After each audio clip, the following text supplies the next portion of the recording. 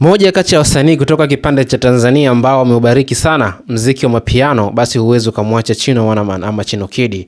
Tunafahamu Chino Kid ni msanii ambaye alianza ama alitokea kwenye sanaa ya dancing ama utumbuizaji, alikuwa ni dancer.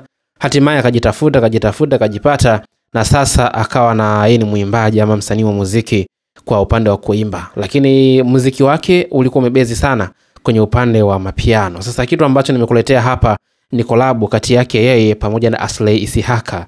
Aslay ni mmoja kati ya wasanii ambao huwa wanaimba ngoma za bongo flavor ama ngoma laini hivi tukisema hivyo, hasa zenye maudhui ya mapenzi, zenye maudhui ya kama tulifahamu nyimbo yake moja aliimba kuhusu mama. So ni nyimbo ambazo zimekuwa zikitulia sana kwa namna fulani.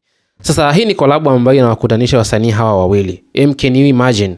Hapa kuna Chino, pale kuna Aslay. Ladha za Chino Kid ni ladha za mapiano, nyimbo za kuruka za kuvibe na kitu kama hicho. Lakini kwa upande wa Aslay, nyimbo zake huwa zimekuwa taratibu sana.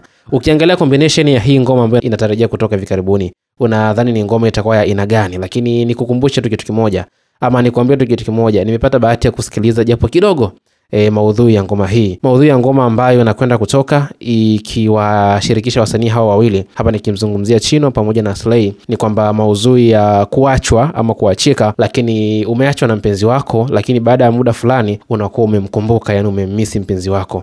Ndio kitu ambacho kinaimbwa mule ndani. Lakini sasa can you imagine, hapa kuna ladha za bongo flavor lakini kuna ladha za amapiano. Unadhani kitu gani ambacho kinatoka hapo? Lakini kilichonifurahisha zaidi kwenye video ambao wameshare wote hawa wawili kupitia kurasa zao wa Instagram pamoja na Twitter na mitandao mingine ya kijamii, kwamba alikuwepo yule rafiki yake na Aslay tangu miaka ile. Yule rafiki yake ambaye tunamfahamu kwa jina la Chiba, ni rafiki yake ambaye ana ulemavu wa mguu, kitu ambacho alichokuwa anakifanya pale kwenye video ambayo nadhani umemuona hapo na utaendelea kumuona kwenye video ambayo nimekuwekea hapo.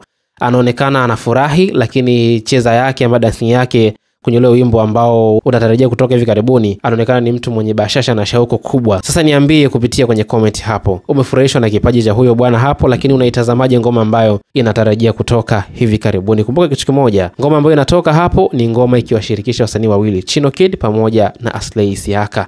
Licha ya kutomsikia kwenye game kitambo kirefu sana, Aslay anatubariki na ngoma gani ama anatubariki na dude la aina gani? Hii ni Sawasawa Digital, mahali ambapo tunakuhabarisha kiganjani mwako.